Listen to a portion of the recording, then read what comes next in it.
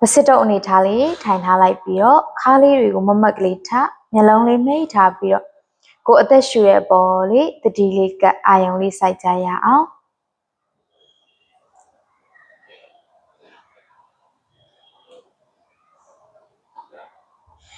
စပြီးတော့မှလေးကိုဖြည်းဖြည်းလေးညင်ညင်တသားလေးတဝါးရှူသွင်းလိုက်ပါတယ်ဖြည်းဖြည်းညင်ညင်တသားလေးတဝါးပြန်ရှူထုတ်လိုက်တယ်ကိုယ်အသက်ရှူနေတဲ့အပေါ်လေးမှာပဲတတိလေးကအာယုံလေးစိုက်ထားကြည့်ရအောင်ကိုယ်အသက်ရှူတဲ့လေးပေါ်မှာအပြည့်အဝလေးအာယုံလေးစိုက်နေနိုင်တယ်လို့အသက်ရှူထုတ်တဲ့လေးပေါ်မှာလည်းတတိလေးကအာယုံလေးစိုက်ရင်းနဲ့ပဲမိမိအသက်ရှူထုတ်တဲ့လေးနဲ့အတူခန္ဓာကိုယ်မှာမလိုအပ်ပဲနဲ့ထည့်ထားမိတဲ့တင်းအားလေးတွေကိုဖြည်းဖြည်းချင်းလေးလျှော့ချသွားလိုက်ပါမယ်မိမိရဲ့စိတ်ကလေးရောခန္ဓာကိုယ်လေးရောယောဂဖြာလေးပေါ်မှာတက်တောက်တက်တာအနေအထားလေးရှိနေပါစေ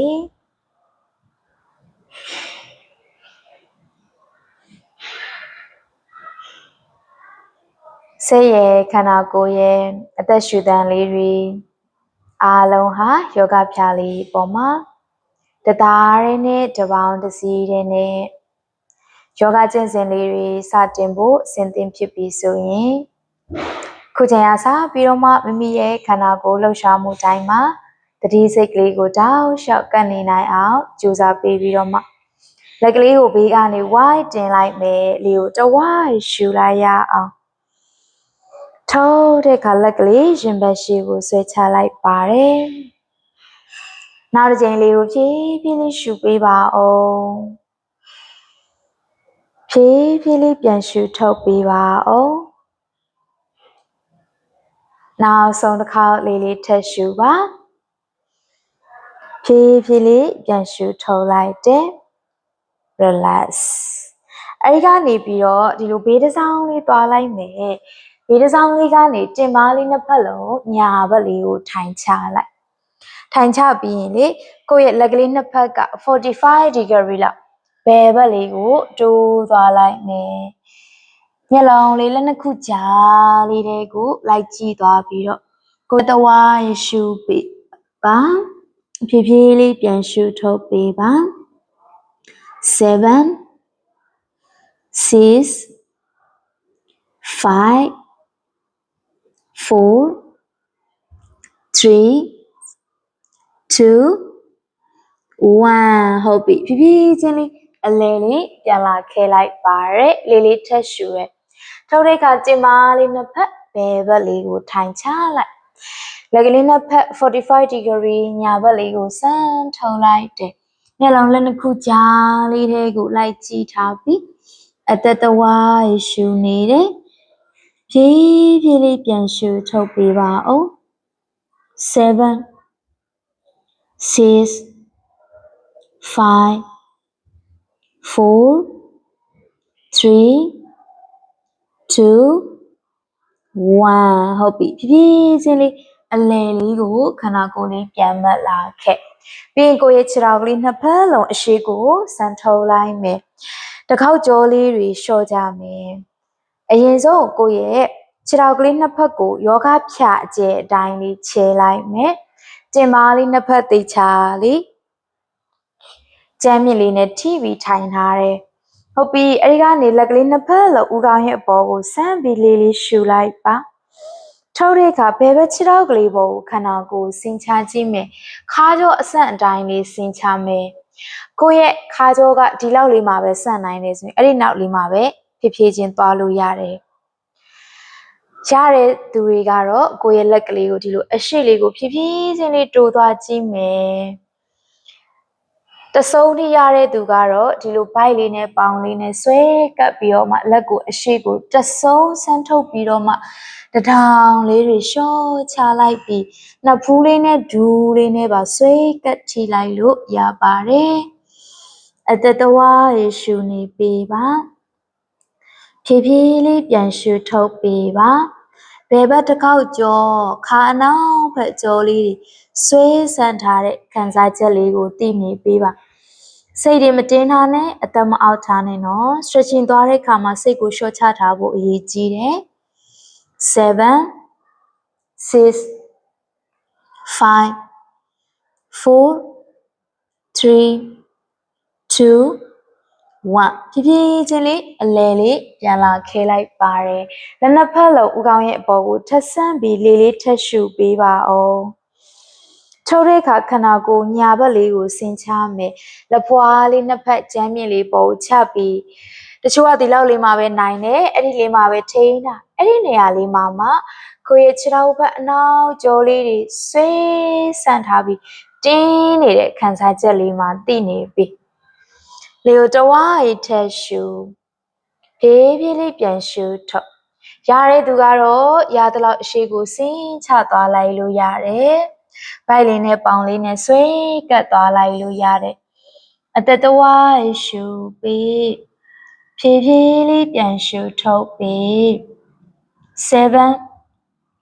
6 5 4 3 2 1ဖြည်းဖြည်းချင်းလေးအလယ်လေးပြန်လာခဲလိုက်ပါတယ်လက်နှစ်ဖက်လုံးဦးခေါင်းရဲ့အပေါ်ကိုဆန်းလိုက်ပြီးတော့မှလေးလေးရှူလိုက်ပါထိုးတဲ့အခါလက်နှစ်ဖက်တင်ပါရဲ့အနောက်မှာချိတ်ပြီးတထောင်လေးတွေဆန်းထုတ်ရင်ဘတ်လေးတွေဖွင့်ထုတ်လက်ဖက်နှောင်းနှစ်ခုပူထားတဲ့အနေထားလေးကနေအနောက်လက်ပြင်လေးတွေဆွဲညစ်ထားတာလေးခံစားပေးပါဦးအသက်တဝါးရှူပေးပါထိုးတဲ့အခါခန္ဓာကိုယ်အရှိကိုဒီလိုခါရောအဆန့်တိုင်းလေးဆင်းချလက်ကလေးကိုအပေါ်ကိုရသလောက်မှထားကြည့်တယ်။ရရင်တော့ခြေထောက်နှစ်ခုကြားလေးတွေကိုခန္ဓာကိုယ်ကိုတဆုံးဆင်းချသွားခြင်းနဲ့အသက်ကိုတဝါးရှူနေပေးပါ။ဖြည်းဖြည်းလေးပြန်ရှူထုတ်လိုက်ပါ။ဟုတ်ပြီ။အသက်ကိုတဝါးရှူထားပါ။စိတ်ကလေးကိုတောင်းရှော့ရှော့ချထားလိုက်ပါ။7 6 5 4 3 2 1ဖြည်းဖြည်းချင်းလေးအလယ်လေးပြန်လာခဲလိုက်တယ်ဟုတ်ပြီပြီးတော့မှကိုရဲ့ဒူးလေးနှစ်ဖက်လုံးကွေးယူလာခဲ့ကိုရဲ့ခြေပွားလေးနှစ်ခုလည်းပူလိုက်တယ်ဒူးကွေးထားတဲ့အနေအထားလေးကနေကိုရဲ့ညာလက်နဲ့ဘယ်ခြေပြားလေးကိုကင်ကြည့်မယ်ပြီးရင်အဲ့ခြေထောက်ကလေးကိုအရှိကိုဆန်းထုတ်လိုက်ပြီးတော့ကိုယ့်ရဲ့ဘယ်လက်ကိုအနောက်ဘက်ကိုဆန်းထုတ်ပြီးမျက်လုံးလေးကအနောက်လက်ထိပ်ဖြားလေးကိုလိုက်ကြည့်သွားပေးမယ်ခန္ဓာကိုယ်လေးကိုဆွဲလဲသွားပြီးအသက်ကိုတဝါးရှူထားပြီးဖြည်းဖြည်းလေးပြန်ရှူထုတ်ပေးပါ7 6 5 4 3 2 1ဖြည်းဖြည်းချင်းလေးအလယ်လေးကိုပြန်လာခဲ့မယ်လက်ကလေးနှစ်ဖက်နဲ့ခြေသလုံးဒါမှမဟုတ်ခြေစစ်မိတဲ့နေရာလေးကိုကင်လိုက်ပြီးပခုံးလေးဒီလိုမညှစ်ထားနဲ့နော်ပခုံးလေးတွေကိုလျှော့ထားပြီးတော့ခြေချောင်းကလေးကိုခန္ဓာကိုယ်ဘက်ကိုကော့ထားပြီးအသက်တဝါးရှူပေးပါရှူထုတ်တဲ့အခါအဲ့ဒီခြေထောက်ကလေးကိုဦးခေါင်းလေးဘက်ကိုရသလောက်ပခုံးလျှော့ခါဆန့်ပြီးတော့ဆွဲလာခဲ့မယ်ဖြည်းဖြည်းမှန်မှန်လေးရှုပေးပါအောင်ဖြည်းဖြည်းမှန်မှန်လေးပြန်ရှုထုတ်ပေးပါအောင်ခြေချောင်းကလေးတွေကော့ထားတဲ့အတိုင်းလေးပဲနော်7 6 5 4 3 2 1ဖြည်းဖြည်းလေးပြန်လျှော်လိုက်ပါတယ် relax နောက်တစ်ဖက်သွားကြမယ်ဘယ်လက်နဲ့ညာခြေပြားလေးကိုကင်လိုက်တယ်ပြီးရင်ဒူးလေးဆန်းထုတ်လိုက်ပြီးတော့မှညာလက်ကလေးကိုအနောက်ဘက်ကိုဆန်းသွားမျက်လုံးအနောက်လက်ထိပ်ဖြားလေးလိုက်ကြည့်သွားပေးမယ်အသက်တဝါးရှူထားပေးရအောင်ဖြည်းဖြည်းလေးပြန်ရှူထုတ်ရအောင်ဖြည်းဖြည်းမှန်မှန်လေးရှူပါထုတ်ပါ7 6 5 4 3 2 1ဟုတ်ပြီဖြည်းဖြည်းချင်းလေးအလဲလေးပြန်လာခဲလိုက်မယ်ပြီးတော့မှကိုယ့်ရဲ့လက်ကလေးနဲ့ ခြေထောက်ကလေးကိုလှမ်းကိုင်းလိုက်မယ်ပခုံးလေးတွေလျှော့ထားပြီးအသက်ရှူပေးထုတ်တဲ့အခါအဲ့ဒီခြေထောက်ကလေးကိုဖြည်းဖြည်းချင်းလေးဥကောင်းဘက်ကိုရသလောက်လေးပဲဆွဲကပ်ထားကြည့်နော်ဖြည်းဖြည်းမှန်မှန်လေးအသက်ရှူနေပါဖြည်းဖြည်းလေးပြန်ရှူထုံနေပါ7 6 5 4 3 2 1ဖြည်းဖြည်းလေးပြန်လျှော်လိုက်ပါတယ်ခြေပွားလေးနှစ်ခုနည်းနည်းလေးခြေထားလိုက်တယ်လက်ကလေးနှစ်ဖက်ကတင်မရဲ့အနောက်မှာထားလက်ချောင်းကလေးတွေတင်မဘက်ကိုလှည့်ထားတယ်နော်အဲ့ကနေရှူရင်းထဲမှာဒီလိုတင်မလေးကိုညှစ်ပြီးတော့ reverse table pose လေးမယူလာခဲ့ကြည့်ရအောင်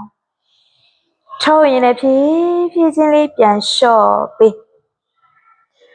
ရှူရင်းနဲ့တင်မလေးကိုညှစ်ပြီးမယူလာမယ်ထုတ်တဲ့အခါပြန်လျှော့မယ်ရှူရင်းနဲ့မယူလာမယ်ထုတ်ရင်လည်းပြန်လျှော့မယ်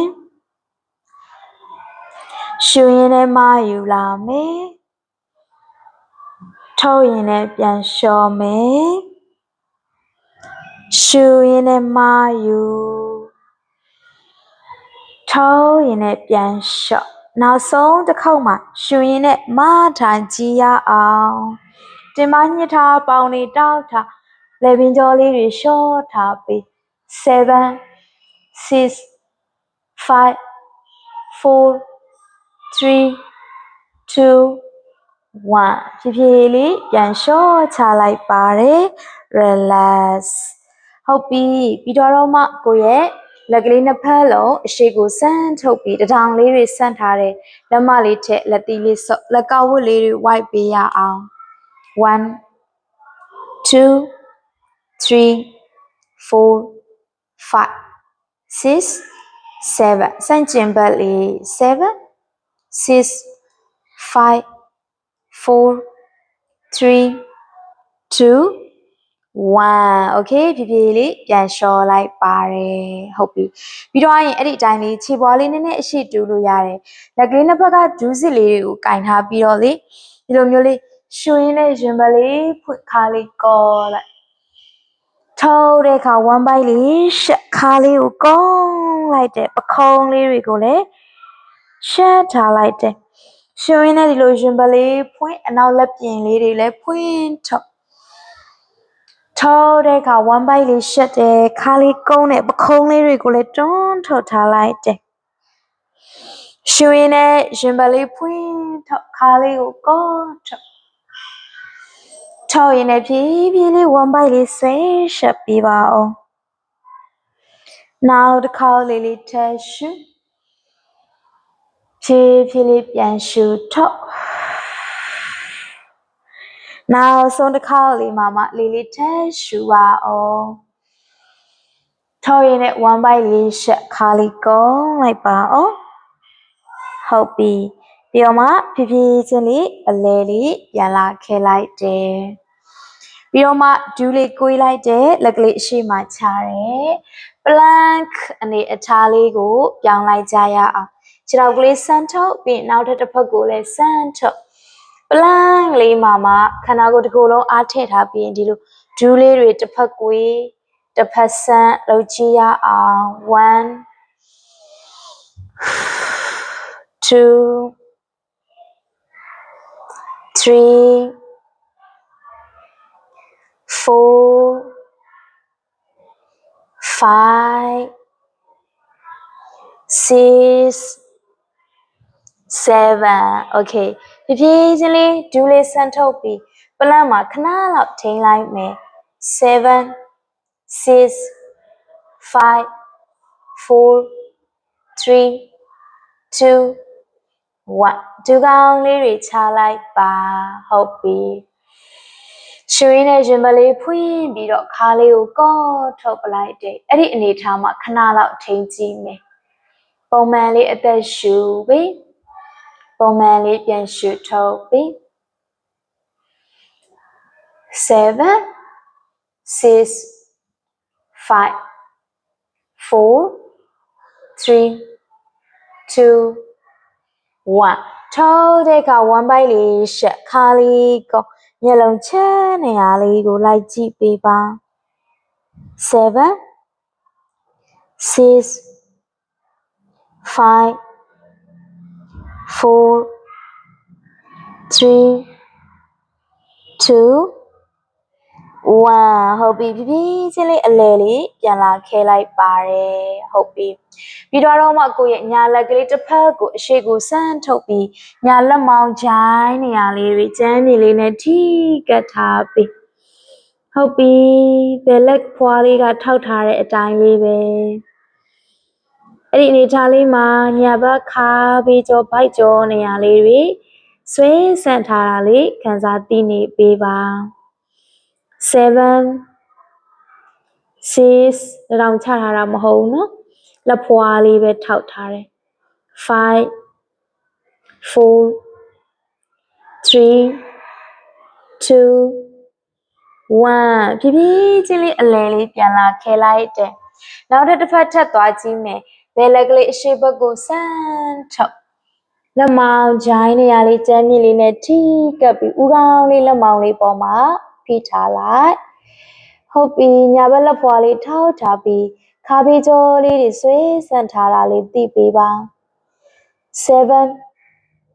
6 5 4 3 2 1ဟုတ်ပြီဖြည်းဖြည်းချင်းလေးအလဲလေးပြန်လာခဲလိုက်တယ်ပြင်ခြေပြားလေးထောက်ပြီးဒူးလေးဆန်းထုတ်လိုက်ပြီးဒေါင်းတော့လေးကိုသွားလိုက်ပါမယ်ပုံမှန်တိုင်းလေးအသက်ရှူပေးပါအောင်ပုံမှန်တိုင်းလေးပြန်ရှူထုတ်ကြည့်ပါဖြည်းဖြည်းမှန်မှန်လေးအသက်ရှူပါအောင်ဖြည်းဖြည်းမှန်မှန်လေးပြန်ရှူထုတ်ပေးပါအောင်ဒေါင်းတော့လေးမှာခဏလောက်ထိန်းထားကြည့်ပေးပါအောင်7 6 5 4 3 2 1ဟုတ်ပြီအဲ့ဒီကနေဘယ်ခြေလေးအပေါ်ကိုအမြင့်မှကြည့်ရအောင်ရသေးရင်ဒူးလေးကွေးပြီးတော့ခြေပြားလေးညာဘက်လေးကိုစိုက်ထားကြည့်ကြည့်ပေါင်ကြွိုက်လေးကိုဖွင့်ထုတ်ထားတဲ့အနေအထားလေးလို့ဖြစ်နေမယ်အသက်ကိုတဝိုင်းရှူပေးပါ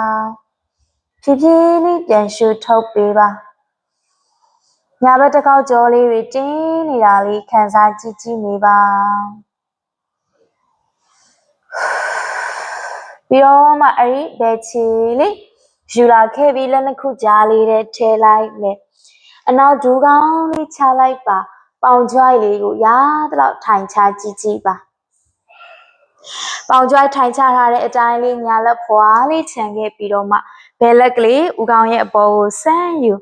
မျက်လုံးလက်ထိပ်ဖြာလေးလိုက်ကြည့်ထားပေးမယ်အသက်ကိုတဝိုင်းရှူပေးဖြည်းဖြည်းလေးပြန်ရှူထုတ်ထားတယ်ရရင်အဲ့ဒီဘယ်လက်ကလေးကိုအနောက်ဘက်ကိုဆန်းထုတ်လိုက်ပြီးညာဒူးလေးကိုကွေဒူးစစ်နေရာလေးတွေသတိထားနော်ညာလက်ကလေးနဲ့အဲ့ဒီဘယ်ခြေပြားလေးကိုလှမ်းကင်ရရင်ရသလောက်အဲ့ဒီခြေထောက်ကလေးကိုတင်ပါဘက်ကိုခြေဖနှောက်ဆွဲကတ်ထားလို့ရပါတယ်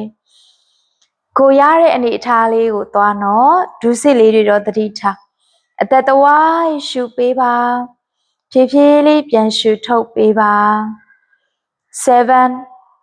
6 5 4 3 2 1ဖြည်းဖြည်းချင်းလေးဒူးလေးပြန်ဆက်လက်ကလေးရှေ့မှာချခြေပြားလေးဖြည်းဖြည်းချင်းလေးချလိုက်တယ်ဒူးကောင်းလေးကိုခဏကျမ်းမြင်ကနေကြွလိုက်ကြည့်ပါလက်ဖွားလေးတွေထောက်ထားတဲ့မျက်လုံးလေးအရှိလေးကိုလိုက်ကြည့်ပြီးထိန်းထားရအောင်အသက်ပုံမှန်လေးရှူပေးပါပုံမှန်လေးပြန်ရှူထုတ်ပေးပါ7 6 5 4 3 2 1 okay ပြီးတော့မှအရှိခြေလေးအနောက်ကိုပြန်ပို့ပေးပါ downward facing dog လေးပြန်ဖြစ်သွားပါပြီဒီတစ်ခါညာခြေလေးအပေါ်ကိုအမြင့်မှယူကြည့်ပါ ခြေပြားလေးဘယ်ဘက်လေးကိုစိုက်သွားကြည့်ရအောင်အသက်တဝါရှူပေးပါဖြည်းဖြည်းလေးပြန်ရှူထုတ်ပေးပါ7 6 5 4 3 2 1အဲ့ဒီညာခြေထောက်လေးလည်းနှစ်ခုကြားထဲထည့်လိုက်မယ်ပေါင်ကျွိုက်လေးရသလောက်ထိုင်ချကြည့်ကြည့်မယ်အဲ့ကနေမှဘယ်လက်ဖွာလေးခြံခဲ့ပြီးညာလက်ဦးခေါင်းရဲ့အပေါ်ကိုဆန့်ယူရအောင်မျက်လုံးလက်ထိပ်ဖြားလေးလိုက်ကြည့်ထားပေးတယ်ပေါင်ကျွိုက်လေးတွေထိုင်ချထားတဲ့အတိုင်းလေးပဲအသက်ကိုတဝါရှူနေတယ်ဖြည်းဖြည်းလေးပြန်ရှူထုတ်ရင်းနဲ့အဲ့ဒီညာလက်ကလေးကိုအနောက်ဘက်ကိုဆန့်ထုတ်လိုက်ပြီးခြေပြားလေးကိုလှမ်းကင်ကြည့်ရအောင်ရသလောက်အဲ့ဒီခြေထောက်ကလေးကိုတင်ပါလေးဘက်ကိုဆွဲကပ်လာခဲ့ကြည့်ရှင်ဘက်လေးတွေဖွင့်ထုတ်သွားပြီးအသက်ကိုတဝါရှူပေးပါဖြည်းဖြည်းလေးပြန်ရှူထုတ်ပေးပါ7 6 5 4 3 2 1ဖြည်းဖြည်းလေးပြန်လျှော်လိုက်ပြီးခြေပြားလေးချဒူးလေးဆန်းထုတ်လိုက်မျက်လုံးလေးအရှိလေးကိုလိုက်ကြည့်ထားပြီးပေါင်လေးတွေနည်းနည်းအားထည့်တောက်ထားရပါမယ်7 6 5 4 3 2 1အဲ့ဒီကနေအနောက်ခြေထောက်ကလေးအရှိကိုယူလာခဲလိုက်ပါရရင်ဗိုက်လေးနဲ့ပေါင်လေးနဲ့ဆွဲကပ်ပြီးထက်ရရင်ဒူးလေးတွေဆန်းထုတ်လက်ကလေးခြေစစ်လေးကိုကင်ထားလို့ရတယ်ခဏကိုအပေါ်ပိုင်းလေးကိုရှော့ချထားတယ် forward bend လေးမှာခဏလောက်ထိန်းပေးပါအသက်တဝါရှူပေးပါဖြည်းဖြည်းလေးပြန်ရှူထုတ်ပေးပါ7 6 5 4 3 2 1ဒူးလေးကိုင်းပြီးတော့မှလက်ကလေးဘေးကနေဝိုင်းပြီးခန္ဓာကိုယ်လေးကိုပြန်မတ်လာခဲ့တယ်လက်ကလေးနှစ်ဖက်ဦးခေါင်းရဲ့ပေါ်ကိုဆန့်ထားပြီးတော့လက်ဖွားလေးနှစ်ခုပူထားတယ်အသက်ကိုတဝါရှူကြည့်ပါဖြည်းဖြည်းလေးရှူထုတ်ရအောင်ဖြည်းဖြည်းမှန်မှန်လေးအသက်ရှူပါအောင်ဖြည်းဖြည်းမှန်မှန်လေးရှူထုတ်ပါလေးလေးထက်ရှူထုတ်ရင်လည်းလက်ကလေးဘေးကနေဝိုက်ပြီးတင်ပါလေးနောက်မှလက်ကလေးနှစ်ဖက်ချိတ်ပြီးတော့ခြေပွားလေးတွေပူထားတဲ့ဒူးလေးတွေပူထားတဲ့အတိုင်းဒူးလေးတွေကိုဖြည်းဖြည်းချင်းကိုယ်ချကြည့်လက်နှစ်ဖက်ကိုအနောက်ဖက်ကိုဆန်းထုတ်လိုက်ပြီးခါလေးတွေကိုဆွဲဆက်ဝမ်ဘိုက်လေးတွေဆွဲရှက်ထားတယ်ပုံမှန်လေးအသက်တဝါရှူနေပါမယ်ဖြည်းဖြည်းလေးပြန်ရှူထုတ်ပေးပါဟုတ်ပြီပေါင်လေးတွေနည်းနည်းလေးအားထည့်ထားပေးပါ7 6 5 4 3 2 1ဖြည်းဖြည်းချင်းလေးဒူးလေးပြန်ဆန်းလိုက်ပြီးလက်ကလေးနှစ်ဖက်ပတ်တာလေးချေဦးခေါင်းရဲ့အပေါ်ကိုဆန့်ယူလိုက်တယ်ခြေပွားလေးစကရင်ဘက်ကိုလှည့်လေရတယ်ဒီတိုင်းလေးပဲသွားလေရတယ်ခြေပွားလေးနှစ်ခုကိုကိုယ့်ရဲ့တင်မအကျယ်လောက်လေးထားပြီးတော့လေးလေးရှူပေးပါထုတ်တဲ့အခါကိုယ့်ရဲ့ခန္ဓာကိုယ်လေးကိုညာဘက်လေးကိုဖြည်းဖြည်းချင်းလေးစောင့်ချကြည့်ဘယ်ဘက်ခါပြီးကြောလေးတွေဆွဲဆန့်ထားတာလေးကိုခံစားသိနေပြီအသက်တဝါရှူပေးပါဖြည်းဖြည်းချင်းလေးပြန်ရှူထုတ်ပေးပါ7 6 5 4 3 2 1ဖြည်းဖြည်းချင်းလေးအလဲလေးပြန်လာခဲ့မယ်လေးလေးထပ်ရှူထုတ်တဲ့အခါနောက်တစ်ဖက်ထပ်သွားရအောင်ဘယ်ဘက်လေးကိုဖြည်းဖြည်းချင်းလေးစောင့်ချပေးအသက်ကိုတဝါရှူပေးပါဖြည်းဖြည်းလေးပြန်ရှူထုတ်ပေးပါ7 6 5 တောင်လေးတွေစမ်းထုတ်4 3 2 1ဖြည်းဖြည်းချင်းလေးအလဲလေးပြန်လာခဲလိုက်ပါတယ်အဲ့ကနေလက်ကလေးဘေးကနေဝိုင်းချပြီးတော့ခြေထောက်လေးနှစ်ဖက်ကိုဒီလိုဘယ်ညာလေးခြေလိုက်တယ်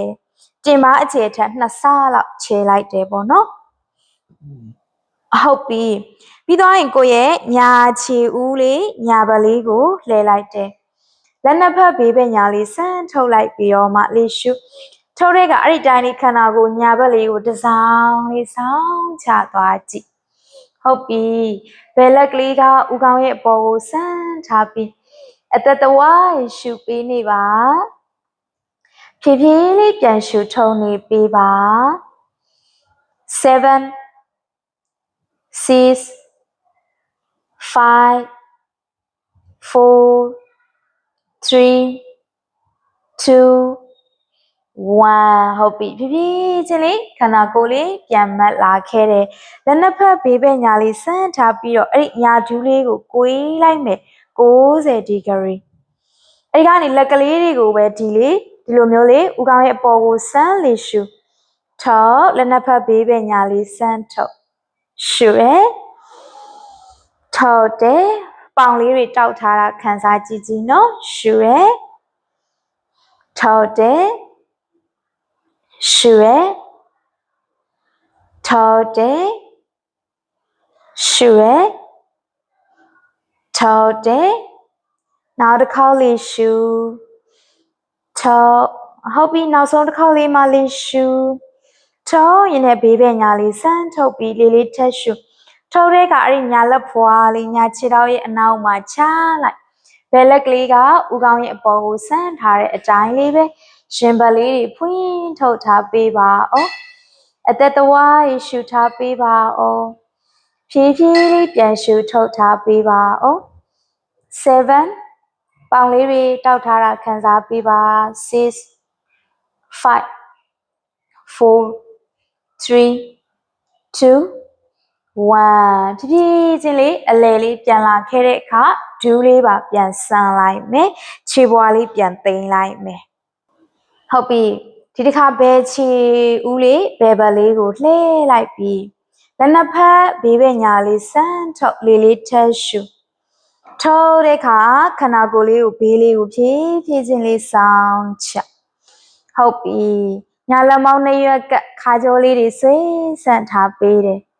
အသက်ကိုတဝါးရှူထားပေးပါဖြည်းဖြည်းလေးပြန်ရှူထုတ်ထားပေးပါအောင်7 6 5 4 3 2 1ဟုတ်ပြီဖြည်းဖြည်းချင်းလေးအလဲလေးပြန်လာခဲ့တယ်လက်နှစ်ဖက်ပြန်ဆန့်ထားတယ်ပြီးရင်အရှိဒူးလေးကိုရေးလိုက်ပြီးတော့ရှူရင်းတဲ့လက်ကလေးဦးခေါင်းရဲ့အပေါ်ကိုဆက်ထုတ်တဲ့အခါဘေးဘက်ညာလေးပြန်ဆန်းထုတ်လိုက်တယ်ရှူရဲထုတ်6ရှူရဲထုတ်တယ်5 4 3 2 1ဟုတ်ပြီပြီးသွားရင်ကိုရဲ့လက်ဖွာလေးကြမ်းမြင့်လေးပေါ်ကိုချအဲ့ကနေကိုရဲ့ညာလက်ကလေးကိုဦးခေါင်းရဲ့အပေါ်ကိုဆန်းအသက်တဝါရှူကြည့်ပေါင်လေးတွေတောက်ထား7 6 5 4 3 2 1ဟုတ်ပြီဖြည်းဖြည်းချင်းလေးအလဲလေးပြန်လာခဲ့တဲ့ဒူးလေးကိုပါပြန်ဆန်းထုတ်တဲ့ချစ်ဦးလေးတွေပါပြန်သိမ်းလိုက်တယ်လက်နှစ်ဖက်လုံးဦးခေါင်းရဲ့ပေါ်ကိုဆန်းပြီးတော့လေးလေးရှူပါထုတ်တဲ့အခါကိုယ့်ရဲ့လက်ကလေးနှစ်ဖက်ရှင်ခါရဲ့ဘေးလေးမှာထောက်ထားလိုက်ပြီးရင်ဘတ်လေးတွေဖွင့်ထားပြီးတော့မှအသက်ရှူပေးထုတ်တဲ့အခါခန္ဓာကိုယ်အရှိကို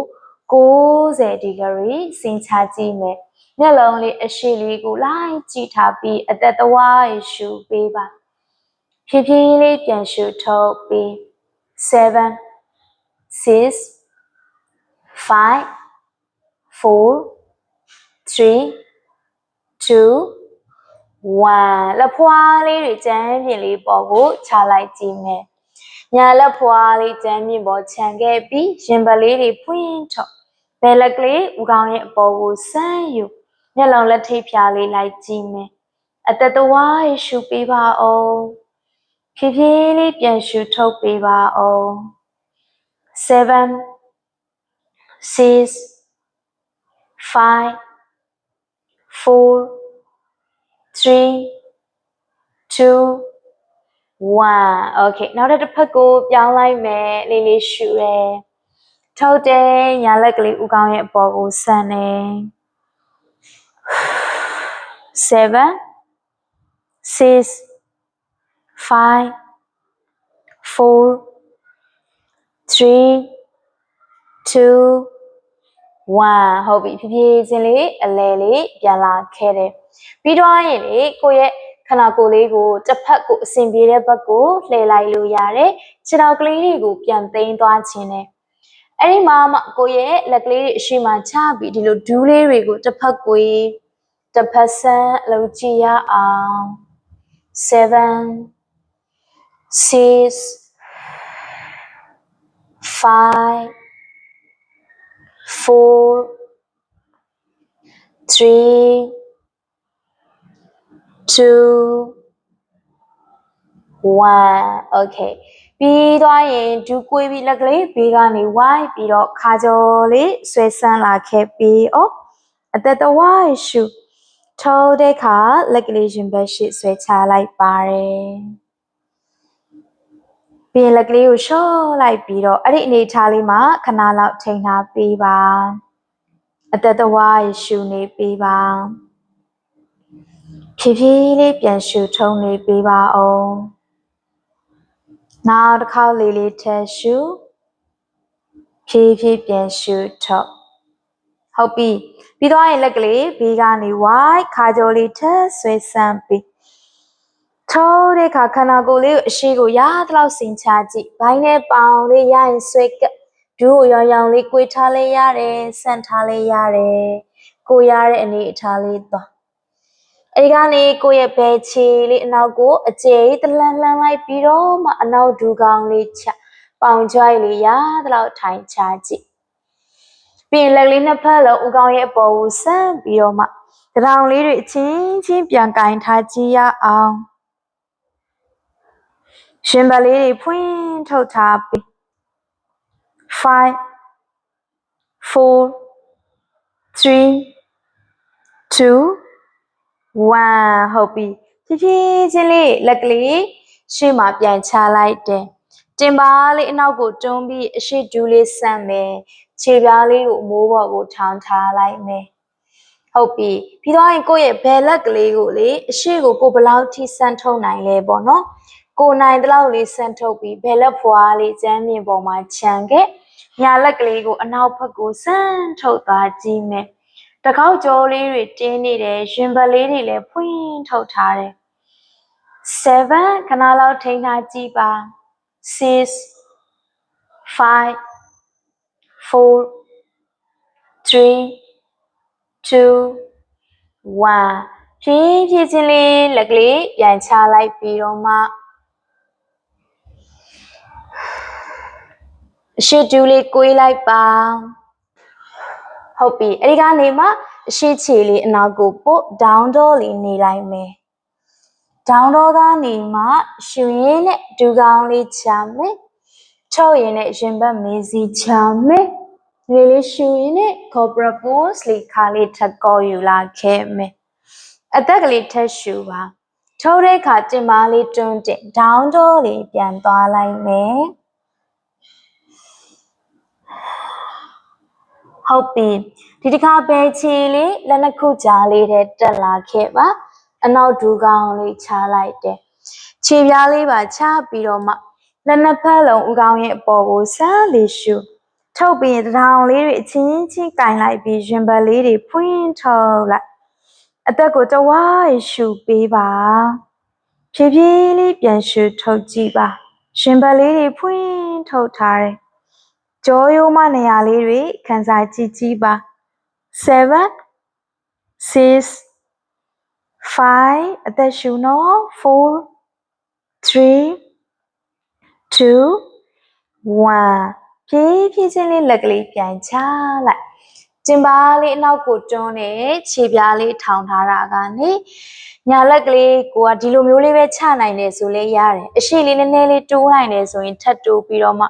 ဘယ်လက်ကလေးကိုအနောက်ဘက်ကိုဆန်းထုတ်သွားပြီးတစ်ခေါက်ကြောလေးတွေတင်းနေတာခံစားကြည့်ကြည့်အသက်သဝိုင်းရှူပေးပါဖြည်းဖြည်းလေးပြန်ရှူထုတ်ပေးပါ7 6 5 4 3 2 1ဖြည်းဖြည်းချင်းလေးအလဲလေးမှာပြန်မလာခဲ့မယ်အရှိဒူတွေကိုရေးပြီးတော့အနောက်ခြေတော့အရှိကိုယူလာခဲ့ရအောင်ဒီလက်ကလေးဘေးကနေဝိုင်းပြီးတော့ခန္ဓာကိုယ်လေးပြန်မလာခဲ့ပြီးအသက်တော်ရှူရဲထိုးတဲ့ခါလက်ကလေးရှင်ဘက်ရှိဆွဲချလိုက်တယ်နောက်တစ်ချိန်လေးထက်ရှူရင်မလေးဖွင့်ခါကြောလေးဆွဲဆက်ထိုးရင်လည်း forward bend လေးခန္ဓာကိုယ်အရှိကိုဖြည်းဖြည်းချင်းလေးဆင်းချကြည့်အဲဒီကနေကိုယ့်ရဲ့ညာခြေလေးအနောက်ကိုအကျိန်တလှမ်းလှမ်းပြီးအနောက်ဒူကောင်းလေးချလိုက်ပါခြေပြားလေးပါချလိုက်ပြီးတော့မှညာလက်ကလေးအရှိကနေဝိုင်းသွားပြီးအနောက်ခြေထောက်ရဲ့မိတဲ့နေရာပေါင်တစ်ခေါက်ကျော်ခြေတစ်လုံးကြွက်သားနေရမိတဲ့နေရာလေးကိုကင်ပြီးတော့ဘယ်လက်ကလေးကဥကောင်းရဲ့အပေါ်ကိုဆန်းသွားပြီးအသက်တဝိုင်းရှူနေပါဖြည်းဖြည်းလေးပြန်ရှူထုံးနေပါထိန်းထားကြည့်ပါဦး7 6 5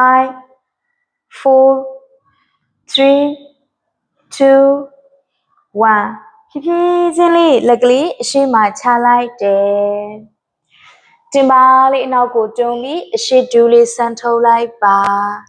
ဒီလိုမျိုးလေးထားလို့ရတယ်ရတဲ့သူထရရင်ဘိုက်လေးနဲ့ပေါင်လေးနဲ့ဆွဲကကြည့်ထရရင်တထောင်လေးတွေပါကျန်းမြေဘက်ကိုကိုေးပြီးတော့ရှော့ချထားလို့ရတယ်အသက်တဝါရှူပေးပါဖြည်းဖြည်းလေးပြန်ရှူထုတ်ပေးပါ7 6 5 4 3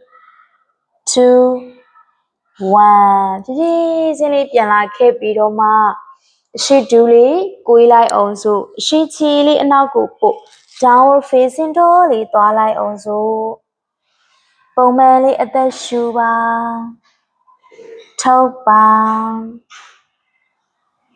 ဒူးကောင်းလေးချလိုက်ပါအောင်ရှင်ဘမေးစီကျမ်းမြေလေးပေါ်ကိုထက်ချလေးရှူရင်းနဲ့ corporate pose လေးခါလေးထက်ကောယူလာခဲ့ပြီပုံမှန်လေးအသက်ရှူပေးပါထိုးရင်လည်းတင်ပါလေးတွန်းတင်ဒေါင်းတော့လေးနေလိုက်မယ်အဲဒီကနေညာချီလေးမပြီးလက်နှစ်ခုကြားလေးနဲ့ထည့်လိုက်မယ်အနောက်ဒူးကောင်းလေးချပြီးခြေပြားလေးပါချပြီးရင်ဘယ်လက်ကလေးအရှိကနေဝိုင်းလာပြီးအနောက်ခြေထောက်ရဲ့မိတဲ့နေရာလေးကိုကင်လိုက်မယ်ညာလက်ကလေးဥကောင်းရဲ့အပေါ်ကိုဆန်းသွားပြီး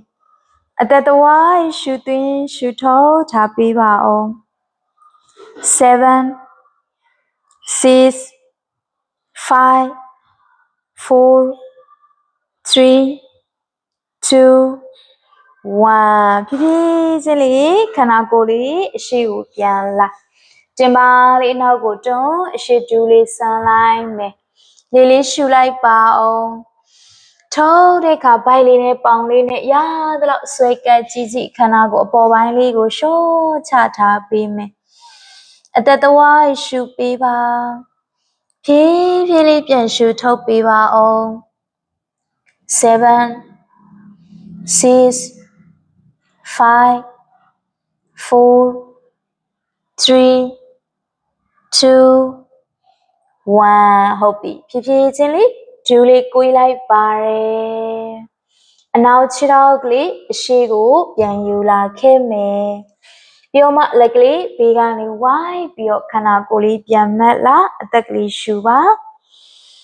ထိုးတဲ့အခါလက်ကလေးရှင်ဘက်ရှိဆွဲချလိုက်ပါတယ် relax ပခုံးလေးတွေလျှော့ချလိုက်ပြီးအသက်ကိုတဝိုင်းရှူပေးကြည့်ပါဦးဖြည်းဖြည်းလေးပြန်ရှူထုတ်လိုက်ပါဖြည်းဖြည်းမှန်မှန်လေးရှူပါထိုးရင်လည်းကိုယ့်ရဲ့ခန္ဓာကိုယ်ကိုကျမ်းမြင့်ပေါ်မှာပလက်ကလေးလှဲချလိုက်ပါမယ်ပလက်အနေထားလေးဆက်သွားကြမယ်ဟုတ်ပြီအဲ့ပလက်အနေထားလေးမှာမှခြေပွားလေးနှစ်ခုကျမ်းမြင့်လေးနဲ့တေချာလေးကတ်ထားပြီးဒူးလေးတွေဘယ်ညာလေးချဲထားတယ်ခြေပွားလေးနည်းနည်းလေးချဲလိုက်ပြီးတော့ဒီလိုမျိုးလေးခန္ဓာကိုယ်ကိုဘယ်ဘက်လေးစောင်းချမယ်ညာဘက်လေးစောင်းချမယ်လက်ကလေးတွေကိုရှော့ထားခြေထောက်ကလေးတွေပဲလှုပ်ရှားနေတယ်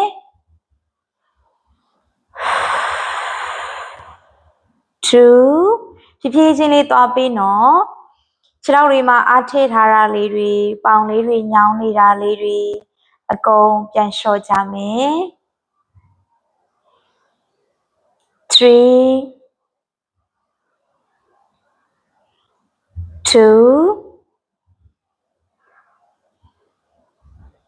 1 okay ဖြည်းဖြည်းချင်းလေးအလဲလေးပြန်လာခဲလိုက်မယ်ပြီးသွားရင်ကိုရဲ့ခြေထောက်ကလေးနှစ်ဖက်လုံးကိုအပေါ်ကိုဆန်းယူလိုက်ပြီးဟုတ်ပြီပြီးသွားရင်ကိုရဲ့ခြေထောက်လေးနှစ်ဖက်ကိုဒီလိုဘယ်ညာလေးဘေးလေးကိုဝိုက်ချမယ်ပြန်လာမယ်အဓိကဒီကြောနဲ့ကြမ်းမြင့်နဲ့တေချာလေးကတ်ထားပေးမယ်နော်ရှူရဲထောက်တယ်7 6 5 4 3 2 1ဟုတ်ပြီဖြည်းဖြည်းချင်းလေးဒူးလေးကွေးလိုက်ဆန်းလိုက်လုပ်ကြည့်မယ်7 6 5 4 3 2 1ဟုတ်ပြီပြီးသွားရင်ခြေပွားလေးကြမ်းပြင်းလေးပေါ်ကိုချလိုက်ညာခြေထောက်ကလေးဘယ်ပေါင်လေးပေါ်ကိုတင်ပြီးဘယ်ဒူးလေးကို1 bite လေးဘက်ကိုဆွဲကပ်ယူလာခဲ့ပြီ3 2 1 great job နောက်တစ်ဖက်သွားကြမယ်ဒီတစ်ခါဘယ်ခြေထောက်ညာပေါင်လေးပေါ်ကိုတင်ညာဒူးလေး1 bite လေးဘက်ကိုဆွဲကပ်ထားပြီ7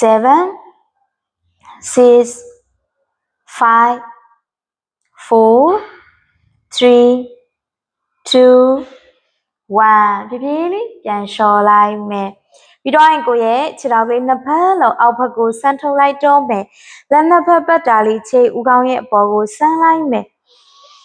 တကူလုံးရဲ့အကျော်ကလေးတွေဆွဲဆန်းလိုက်ရအောင်ထိန်းထားမယ်5 4 3 2 1 okay ဖြည်းဖြည်းလေးလျှော်လိုက်မယ်ပြီးတော့ရင်ကိုရဲ့ခြေထောက်လေးနှစ်ဖက်ယောဂဖြာအကျိအတိုင်းလေးချဲ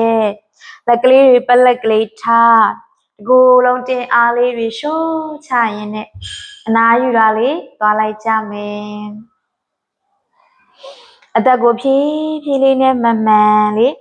တဝါးရှူနေကြည့်ပါရှုထောင်းရင်နဲ့ခန္ဓာကိုယ်တင်အားလေးတွေရှော့ချကြမယ်မျက်လုံးလေးကိုတေချာလေးအနားရသွားတဲ့ဒီမိတ်ထားလိုက်တယ်ဒီသွားရင်ကိုယ်ရဲ့ပခုံးလေးတွေရှော့ချထားပြီးတော့ကြောယုံမနဲ့ကျမ်းမြင့်တေချာလေးကတ်ထားတယ်ဥကောင်းကနေခြေပြားထိအသက်ရှုထောင်းရင်နဲ့ခန္ဓာကိုယ်အစိတ်ပိုင်းတစ်ခုချင်းစီတိုင်းကိုတတိစိတ်အပြည့်လေးနဲ့ရှော့ချသွားရင်နဲ့အပြည့်အဝအနာပေးသွားမှာဖြစ်ပါတယ်